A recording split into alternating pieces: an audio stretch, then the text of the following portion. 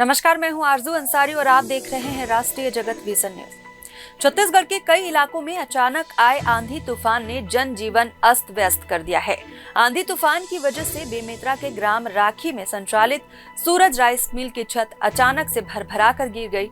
इस दौरान वहां काम कर रहे 2 मजदूरों की छत के नीचे दबने से मौत हो गई।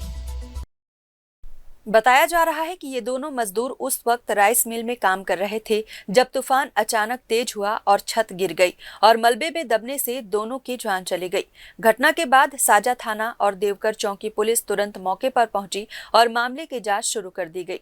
लेकिन इस हादसे के बाद वहां माहौल तनावपूर्ण बना हुआ है, क्योंकि मौके पर मौजूद अन्य मजदूर और मृतकों के परिजन अब मुआवजे की मांग को लेकर धरना प्रदर्शन पर बैठ गए हैं।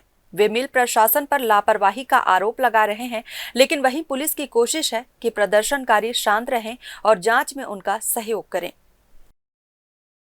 फिलहाल इस खबर में बस इतना ही। देश प्रदेश की खबरों से अपडेटेड रहने के लिए हमारे चैनल को सब्सक्राइब करें और नए खबरों के नोटिफिकेशन के लिए बेल आइकन को जरूर दबाएं। नमस्कार।